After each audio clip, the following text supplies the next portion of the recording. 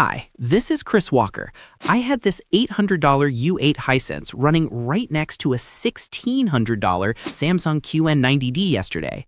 And the weirdest part wasn't that the Hisense matched the Samsung in raw brightness.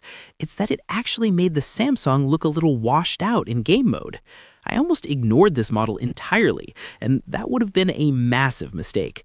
Samsung and LG are genuinely panicking right now because of this exact TV. But hold on, if you're already reaching for your phone to check the current price because the spec sheet promises 1,500 nits and over 1,000 local dimming zones, just pause for a second. Because what they don't show you in the big box showroom is what happens to this specific processor when you feed it a heavily compressed 720p football broadcast, or the fact that dealing with customer support for the dreaded panel lottery is an absolute nightmare. I buy these displays with my own money so we can tear apart the marketing hype without a brand rep breathing down my neck. If you appreciate independent testing that protects your wallet, hit subscribe. Now, here's where it gets weird. Let's talk about the dirty screen effect.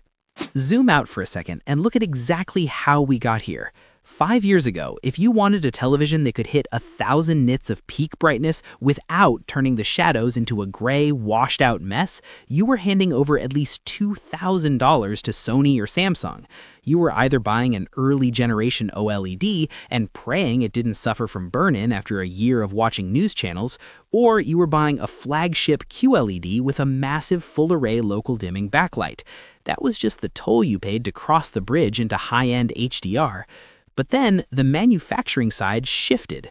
The massive Chinese fabrication plants, specifically CSOT and BOE, started pumping out VA panels with incredibly dense mini-LED backlights for pennies on the dollar.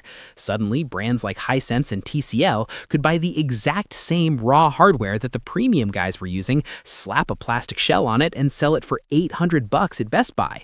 It sounds like a total victory for us, right? Well, not exactly, because while they democratized the panel hardware, they completely gutted the silicon. The component that actually costs manufacturers the most money isn't the glass anymore. It's the system on a chip. That is the processor that runs the operating system, handles the motion interpolation, and figures out how to map a heavily compressed Netflix stream onto a 4K grid. When you buy a Hisense U8 at that $800 sweet spot, you are getting an absolute light cannon of a display paired with a processor that struggles to clear its own memory. This is the reality of the value disruptor market. Day 1, you're blown away by the colors in a 4K YouTube demo. Month 6, you're unplugging the TV from the wall because the Google TV interface has frozen for the 3rd time this week, and the eARC connection to your soundbar just decided to stop passing audio entirely. I know. That sounds like I'm contradicting myself after I just told you Samsung was terrified of this thing. Hear me out. Samsung isn't terrified because the Hisense is perfect. They are terrified because it is just good enough to make a normal buyer question why they should spend an extra $1,000 for a nameplate. Actually, wait. I need to be more specific about that operating system issue before we move on. Out of the box, Hisense runs Google TV, which is visually clean, but it is heavily subsidized by data collection. The moment you connect this TV to your home Wi-Fi, automatic content recognition kicks in. ACR actively scans the pixels on your screen, even if you are just playing a Blu-ray disc through a physical HDMI cable, to identify exactly what you are watching and serve you targeted ads on the home screen. This constant background processing taxes the already weak onboard memory. After 8 months of use, that 8 GB storage chip fills up with cached ad data, and suddenly it takes 4 seconds for the volume bar to appear after you press the button.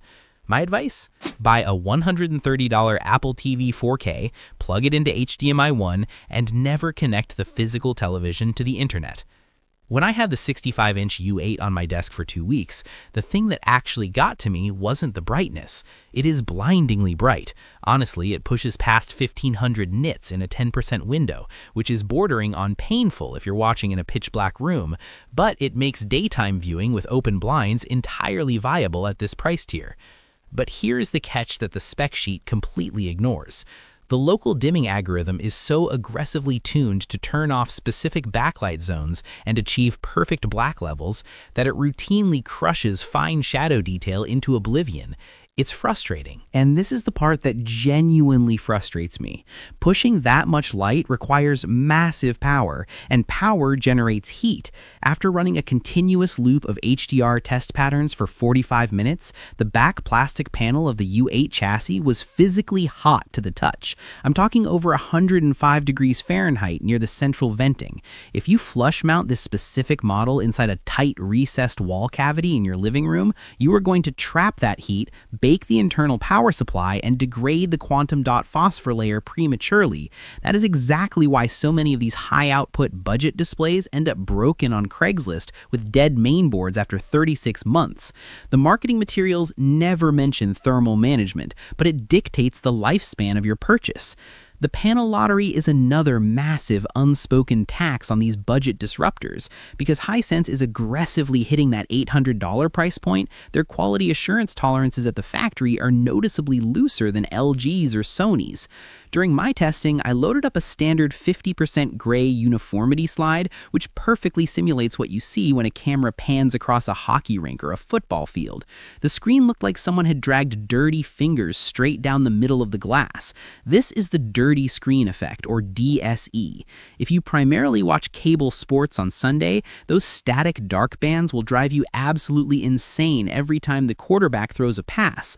I'll admit a limitation of my own testing right here. I only bought 2 of these retail units, so maybe I just got unlucky twice in a row with the screen uniformity. But based on the massive volume of return data I track across independent AVS forums, I don't think I did. This actually brings up a point where I know half of you will violently disagree with me. If I have exactly $900 to spend today, and my primary use case is watching compressed 1080i sports and older Blu-rays, I am taking a 65-inch Sony X90L over the Hisense U8 every single time. Yes, the Sony has fewer dimming zones and noticeably more blooming around bright objects, but Sony's XR processor actually knows how to clean up a messy cable feed without making the players look like plastic action figures. Which side of that trade-off do you fall on? Drop your preference in the comments. Are you chasing peak brightness and raw specs, or do you prioritize processing and clean motion? I'm genuinely curious what you guys prioritize when the budget is strictly locked. That spec sheet reads like a dating profile. Impressive until you meet it in person. You get it out of the box, plug it in, and realize the remote has 4 dedicated buttons for streaming services that will probably be bankrupt by next Tuesday. The marketing team earned their bonus on those 144 Hz refresh rate claims, though. They plaster it everywhere. But let me explain that better. If you're hooking up a PlayStation 5 or an Xbox Series X, the console is capping out at 120 Hz anyway, so that 144 Hz number is strictly for the 3 people dragging a high-end gaming PC into their living room. What actually matters for console gamers is how the TV handles variable refresh rate. Day 1, it's great. Month 6 is where the cracks show. When you engage VRR on the U8 to stop screen tearing during a heavy gaming session, the TV's processor gets completely overwhelmed. To keep the input lag down around that 13 millisecond mark, the TV secretly disables half of its local dimming zones. Your deep, immersive black levels instantly wash out into a milky gray. This is exactly the kind of hidden engineering trade-off that brands bury in the fine print. Then there's the audio situation.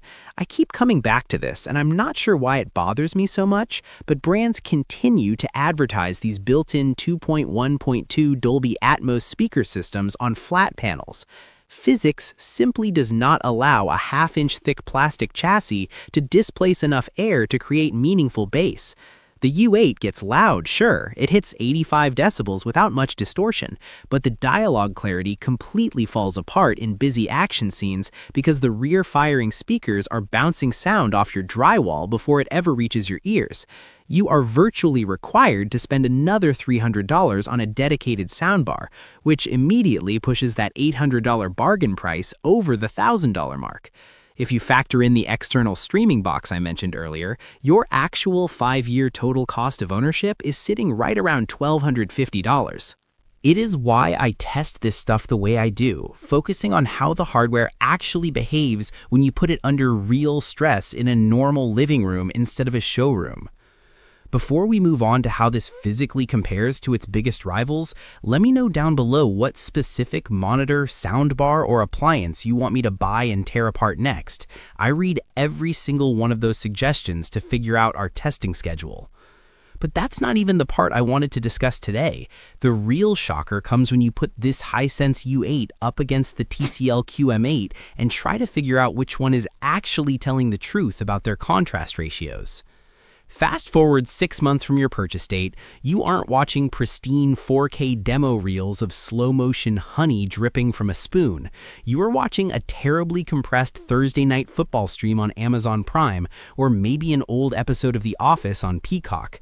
This is the reality where raw spec sheets go to die.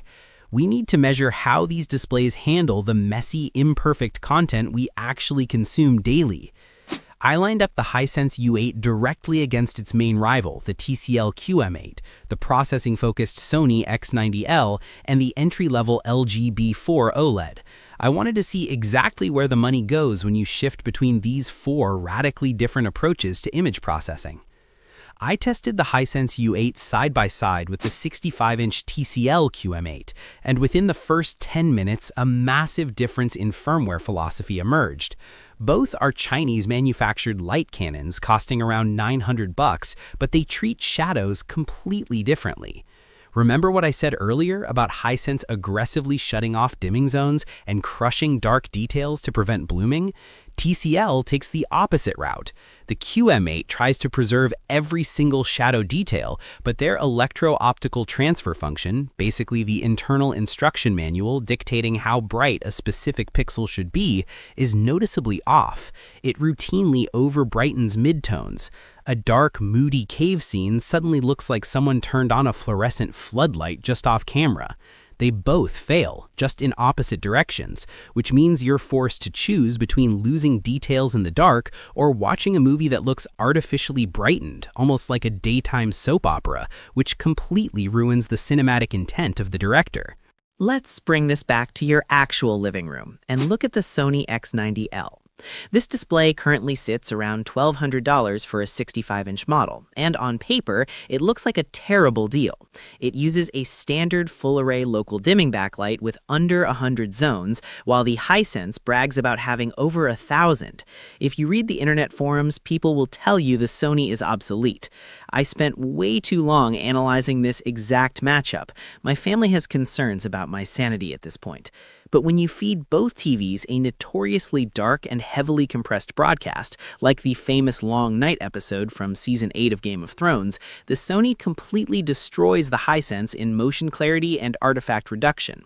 The XR processor inside the X90L actively smooths out color gradients, preventing that chunky, blocky color banding you see in dark skies on cheaper panels. But you pay a serious physical penalty for that processing supremacy, because Sony relies on so few physical dimming zones, their algorithms simply cannot contain the light around bright objects on a black screen. If you watch movies with white subtitles, you will see a massive, distracting gray halo bleeding into the black letterbox bars at the bottom of the screen. It is an unavoidable physical limitation of having fewer zones. Now, you're probably thinking, wait, didn't you just say OLED fixes all of this? Let me refine that explanation a bit, because the LG B4 OLED is often thrown into this exact budget conversation. Yes, it fixes the blooming entirely. Every single pixel generates its own light, so a white subtitle sits right next to a pitch-black pixel with absolutely zero light bleed. It is visually perfect in a dark basement. But if you put the LG B4 in a normal living room with uncovered south-facing windows, the panel simply cannot generate enough sustained full-screen brightness to overcome the glare. The image looks flat, dim, and incredibly hard to see during a Sunday afternoon football game. This is where I know half of you will violently disagree with me, and I want to hear your arguments below. I firmly believe that buying a pure OLED like the LG B4 for a bright family living room is a mistake for 80% of American buyers. Between the aggressive ambient light washing out the screen and the lingering, albeit reduced anxiety of permanent burn-in from leaving ESPN on for 6 hours a day, the ownership experience is just too stressful. Are you willing to babysit your television to get perfect black levels, or do you prefer the brute force brightness of a mini LED where you never have to worry about static logos burning into the glass? Tell me if this matches your experience if you've owned an OLED for more than a year.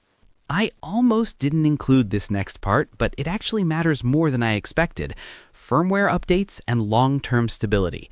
When you buy the Sony or the LG, their software updates are generally boring and stable. They fix minor bugs. When you buy the TCL or the Hisense, every major firmware update feels like a terrifying roll of the dice. Remember that variable refresh rate issue I mentioned earlier where the local dimming gets disabled on the Hisense? Last October, a firmware update on a competing model temporarily broke the 4K 120Hz processing entirely on the Xbox port, cutting the vertical resolution exactly in half. It took them weeks to patch it.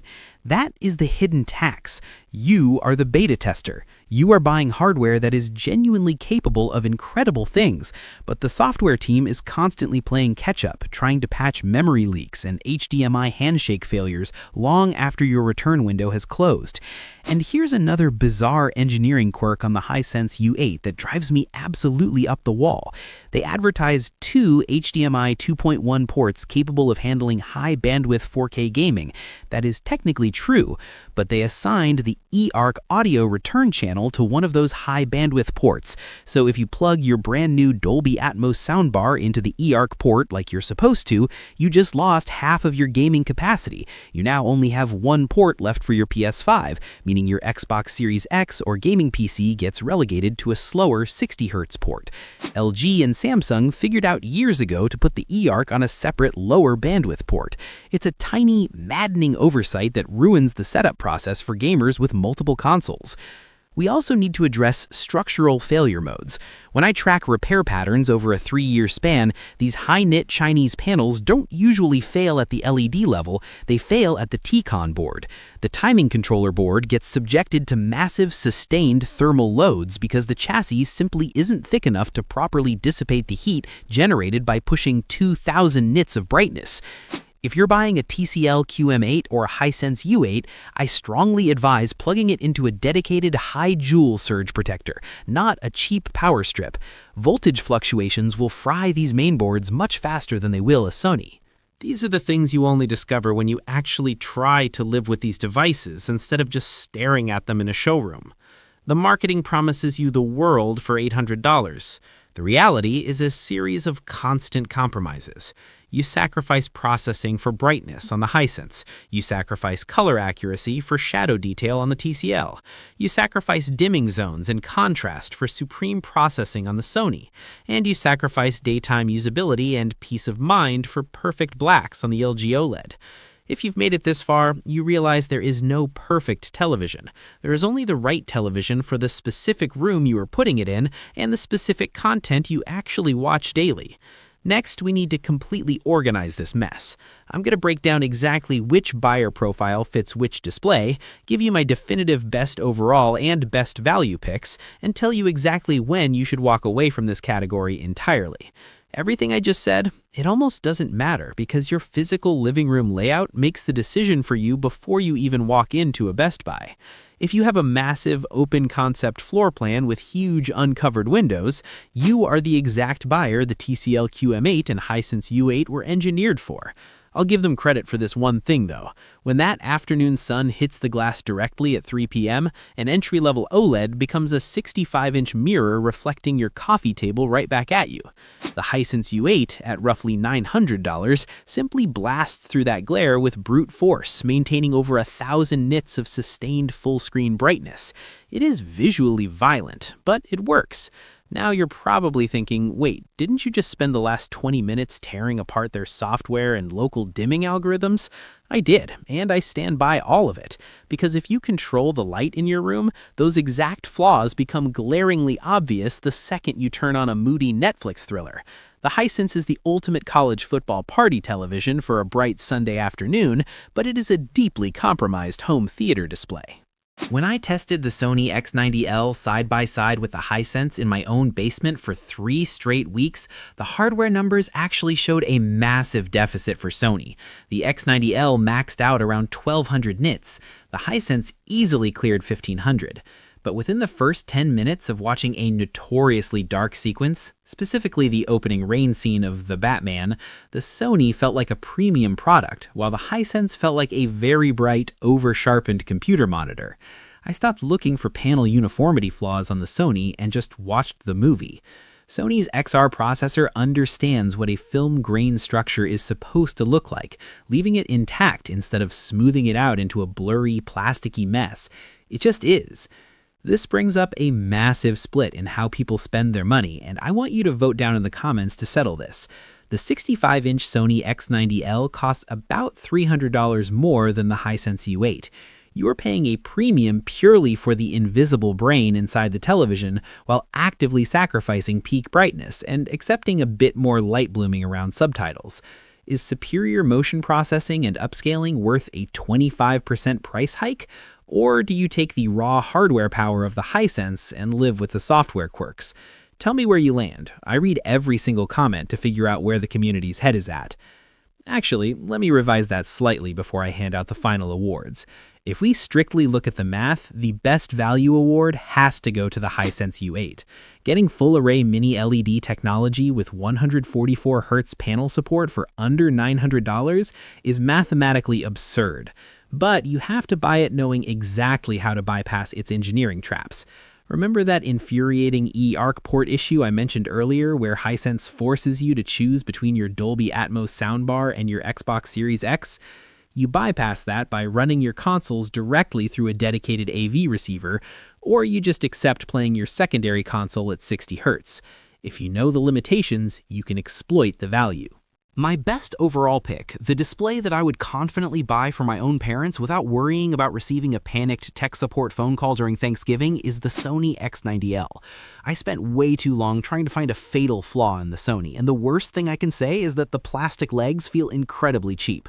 Buy a $50 Visa mount. Problem solved. It upscales terrible 720p cable signals beautifully, the motion handling during live sports is mathematically perfect, and the strict QA tolerances at the factory mean you are significantly less likely to lose the dirty screen effect lottery.